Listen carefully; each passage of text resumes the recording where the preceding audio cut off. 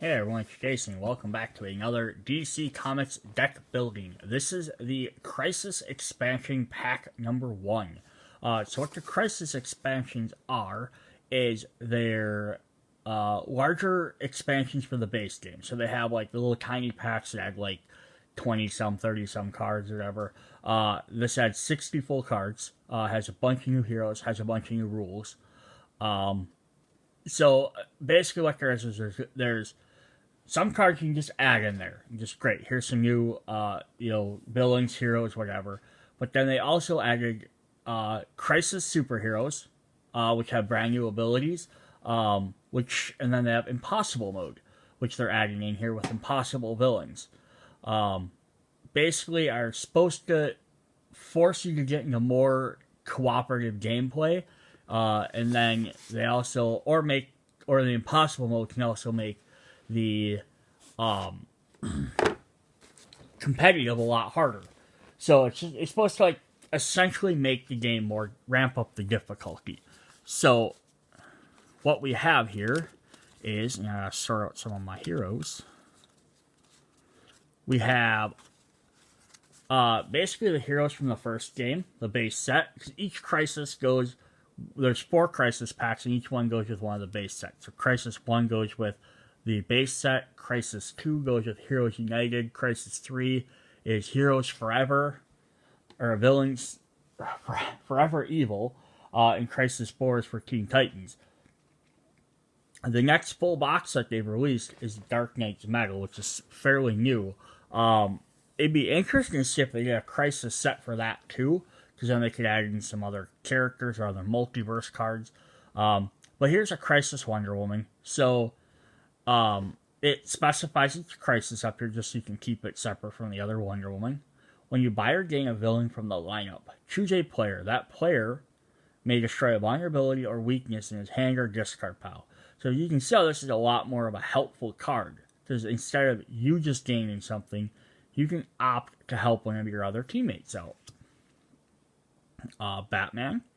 During each one of your turns, if you have played 2 or more equipment, you may choose a player. That player discards his hand. Then draws 1 fewer card than he discarded. You can help out someone. Aquaman. When you buy or gain cards at the cost of 5 or less during your turn, you may place it in any player's discard pile. So tossing it to another player. Cyborg. During each one of your turns, if you have played a superpower and an equipment, you may play 1 card with a cost of 1 or greater from any player's discard pile on the bottom of the main deck. So you can get rid of some of them weaker cards. Martian Man Hunter, who was a promo in the original, but they added him in here. During each one of your turns, if you have played 2 or more heroes, choose a player. That player may put a hero from his discard pile on top of his deck. And you can choose yourself for these effects too. And then Superman. Once during each of your turns, if you played 7 or greater cost worth of superpowers, choose a player. That player draws a card. The Flash, you get to go first, like the other Flash. During each one of your turns, if you have played 8 or more cards, choose a player. That player draws a card. And then finally, Green Lantern. When any player is attacked, you may discard 3 cards. If you do, that player avoids the attack. Alright, so those are our new Crisis heroes. But on top of that, we also get some brand new heroes. So we get Swamp Thing. During each of your turns, you are considered to control a location in the lineup and in play. Animal Man. During each of your turns, if you have played 3 or more different card types, get +2. Constantine. During each one of your turns, reveal the top card of your deck. If it costs 1 or greater, you may play it, and has +1 power. If you do, destroy it at the end of your turn. Robin. First time the card tells you to draw a card during each of your turns, you may instead put an equipment from your discard pile in your hand. Green Arrow. During each one of your turns, you may discard a punch card. If you do, pay 2 less to defeat villains and supervillains. And Zatanna Zantara. During each one of your turns, you may put a card with a cost of 1 or greater from your hand on the bottom of your deck. If you do, draw a card. So what's neat about these guys is because the Crisis Crisis heroes are alternate versions of the original base set characters. Then these guys really fit into the second base set, Heroes United. They're kind of like this second string worth of heroes. So they're kind of like additional cards for that set. So it sort of ties in that way too, which is really a neat idea. Before we jump into all the regular cards, we're going to show you the other new mechanic of the game. Oop. I'm throwing cards on the ground. Other than the impossible villains. So we have crisis cards. So this is the other new mechanic of the game. You're going to start with... That's not the one we start with. Which is the one we start with? So these are going to represent various issues in the here we go. Like various things that would have happened, like plot points or bad things that could happen in the DC universe. So you start with Arkham Breakout every time, and I think it has the same color back, so it doesn't matter. Just says start this with on top of the Crisis stack. So Crises have ongoing abilities. So when a villain with an attack enters the lineup, treat it as if it were a first appearance attack against all players.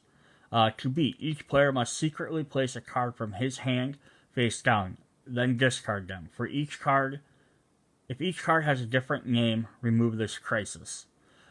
So this also comes into play in later games, some of the other expansions, and I think some of the later crises, they changed this to call it committing cards. So each player to get rid of crisis has to commit or give up specific cards or certain cards to the crisis to try and get rid of it. One of the other big aspects of fighting so crisis makes it really hard to do stuff. And you beat them, you flip over the next crisis. So it makes it really difficult to play some of these. So we have Rise of the Rot. Ongoing, at the start of your turn, gain a weakness, unless you reveal one from your hand. To beat, each player must discard a weakness. Also, remove this crisis if the weakness stack runs out.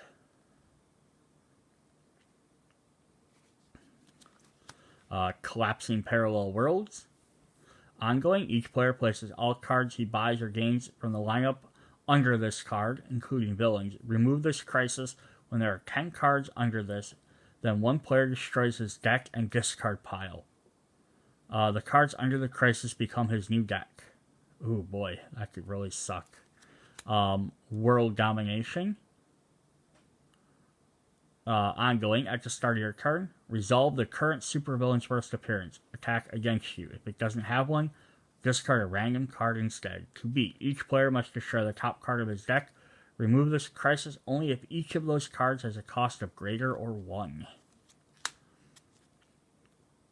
Alternate Reality, specifically Flashpoint there.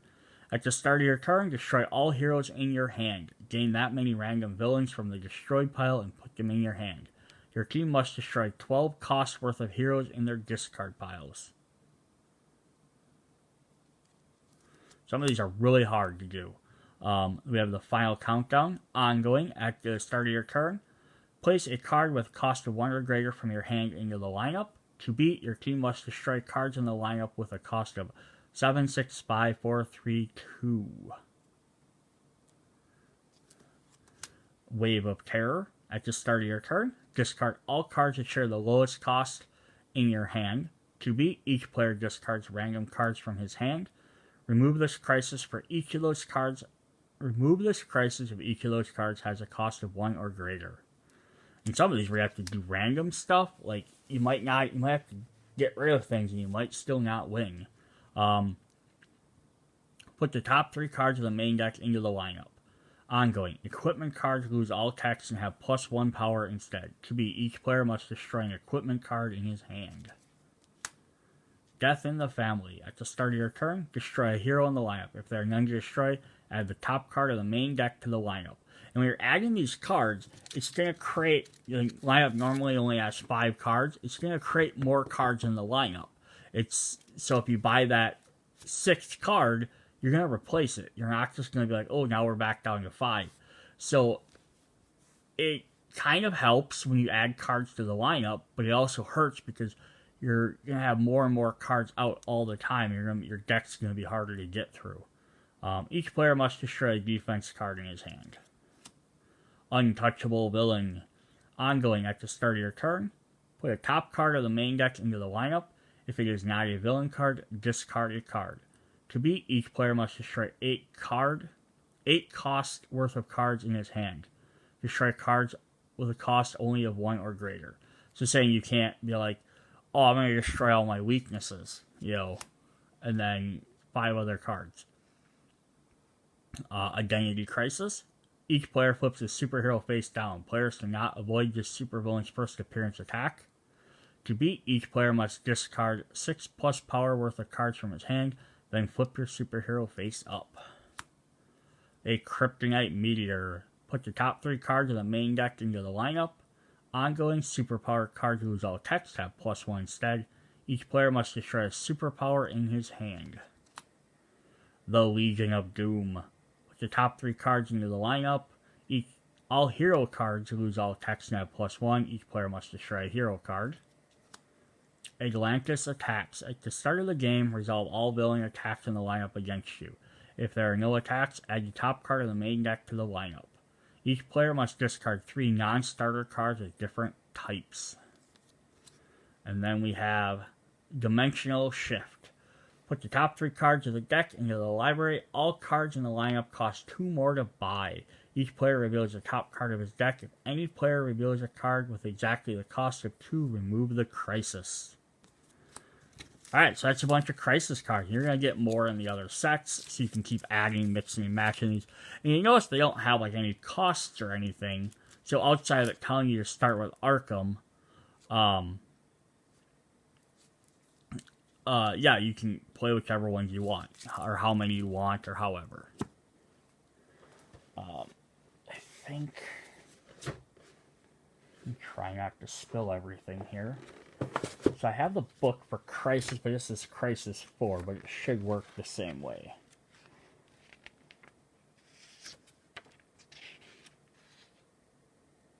Alright, so I just want to look at this part here. There's something a little bit different. They have different types of Crisis in version 4. But this has Objective Crisis mode. To defeat all the supervillains in the stack before time runs out. To do this, your team wins. If you need to add a card from the main deck to the lineup and cannot, time has run out and your team loses a game. Win or lose, victory points are never counted. So that's what makes this more of a co-op mode.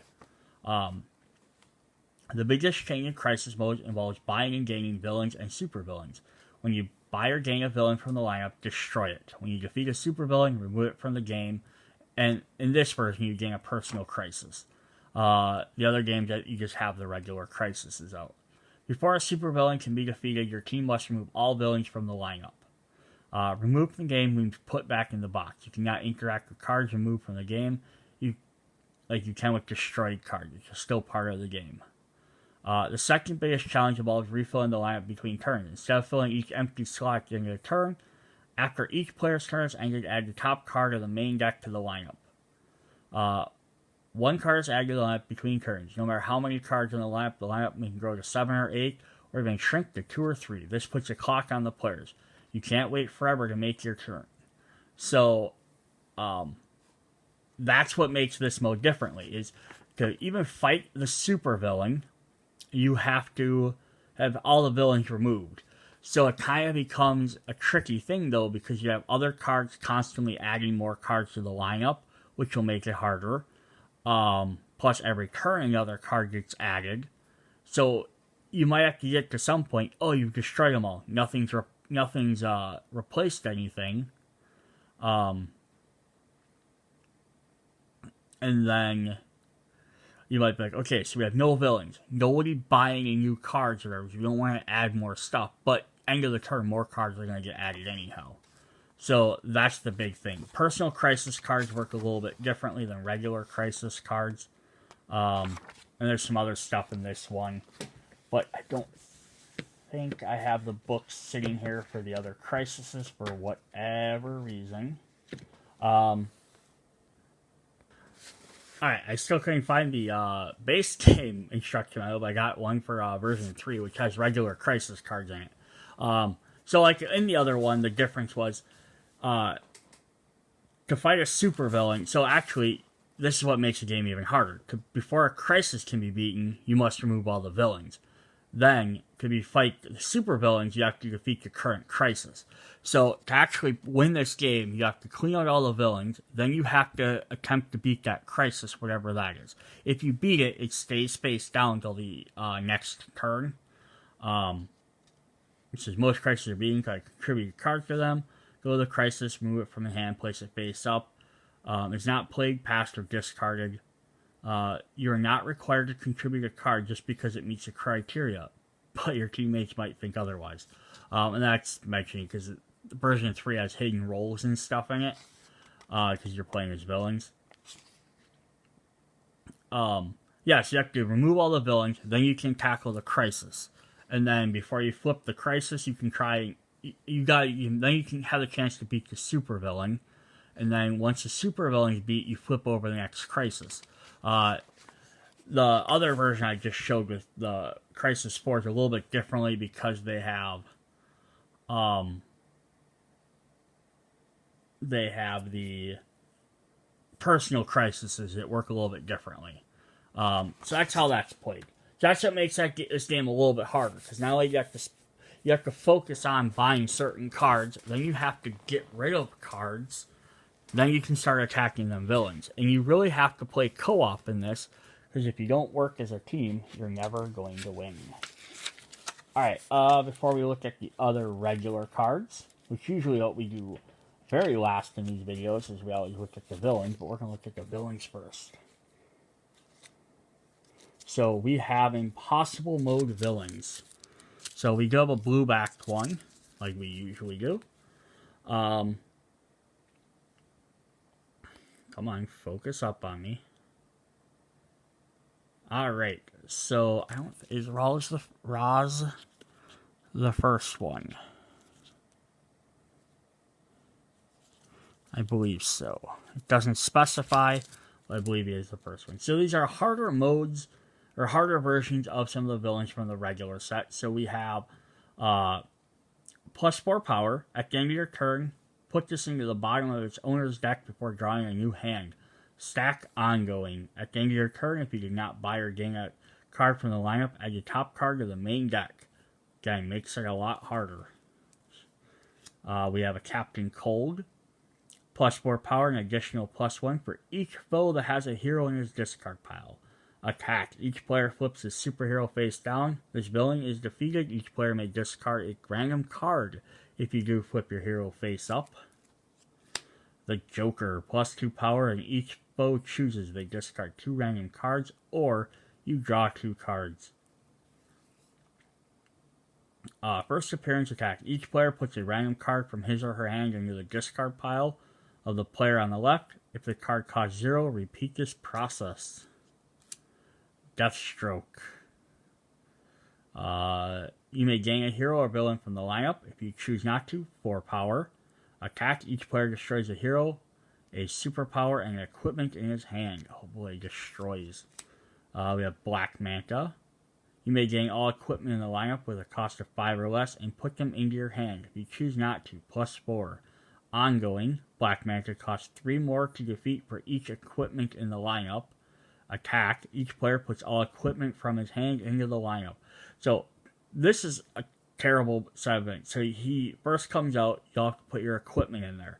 Then he becomes more powerful for all them equipment. Then if someone managed to beat him and gain them, you can basically pick up all them equipment, if they're still around. We have Sinestro. You may gain all heroes in the lineup with 5 or less. Into your hand, choose 4 power. It costs 3 more for each hero. All players put a hero into the lineup. So this is a hero version. We have Darkseid, who does the same thing as superpowers. Gain all superpowers in the lineup with 5 or less, or 4 power. He costs 3 more for each superpower. And each player puts all superpowers from his hand into the lineup. And then remember, because this is Crisis, you're going to constantly keep playing more and more cards. So it might not just be the 5. There might be 7, 8, 9, 10 more cards sitting down there. We have Atrocitus. +3, destroy up to 3 cards in your discard pile. Attack. Each player puts his hand under the superhero. If you avoid this attack, put a random card from your hand under your superhero. When this villain is defeated, discard those cards. Lex Luthor. Draw 4 cards. Attack. This attack can't be avoided. Each player gains X weakness, where X is equal to the highest VP among cards in his hand. This is another thing that's different about Impossible Mode. Is normally there's, I think there's 30 weakness cards or 16. I don't remember. I want to say 30. I think there's 30 in a set. So basically you do is normally when you get weaknesses, if you get rid of them, they're just gone. You've destroyed them. They go to the KO pile. Impossible Mode, they don't. They go back to the weakness deck. The only reason this makes a difference is because you can't run the weakness deck out by gaining too many weaknesses and be like, oh, I guess we don't have to worry about that anymore, because they're going to keep funneling back in there. Here we have Brainiac.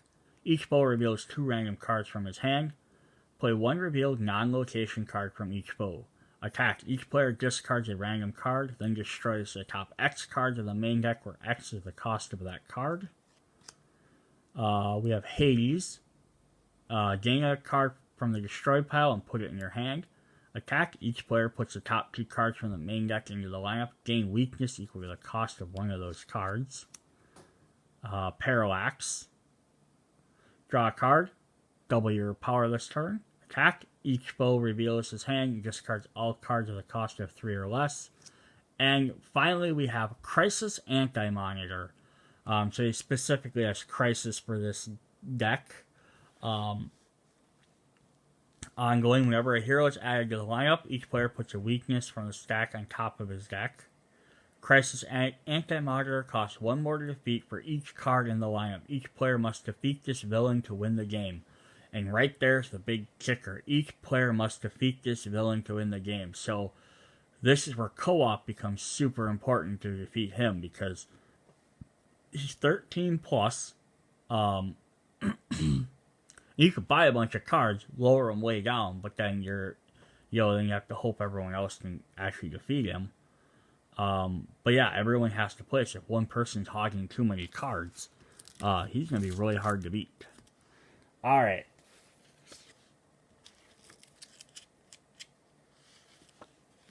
So what do we got next?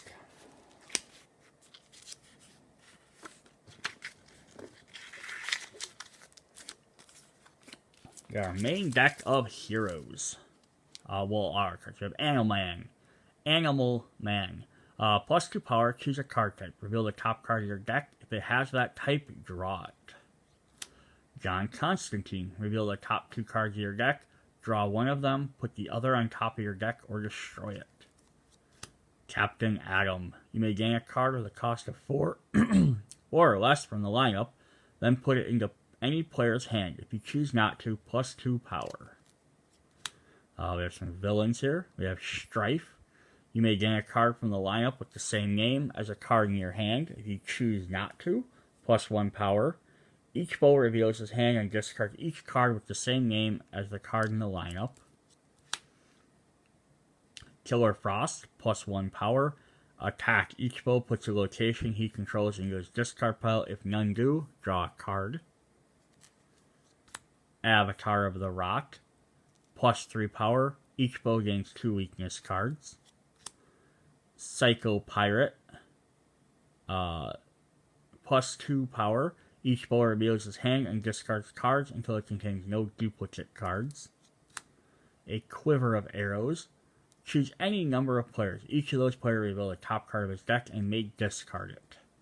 Just a helpful little card there. Bow Staff, +3 power if there are 1 or more villains in the lineup. Otherwise, +2. Signature Trench Coat. You may gain a card with a cost of 5 or less from the destroyed pile. If you choose not to, +2. Magician's Corset. Choose any number of players. Each of those players draws a card. +1 power for each player who draws a card this way, including you. We have some other cards just mixed in here then. Alright, Power of the Red. Discard any number of cards, then draw that many cards. Magic. Choose a card you played this turn, play it again, then destroy it. Flight. +1 power. Defense. You may discard this to avoid an attack. If you do, you may put a card from the discard pile on top of your deck. We have a location, the Rock. The first time you play a weakness or vulnerability each turn, draw a card. House of Mystery. The first time you play a card at a cost of 5 or greater, you may draw a card. And I think we're going to get to just a bunch of duplicates. John, Reg, Adam, Animal Man, Magic, Strife. Yep, just a bunch more duplicates. Alright, so that was our Crisis expansion number 1. Alright,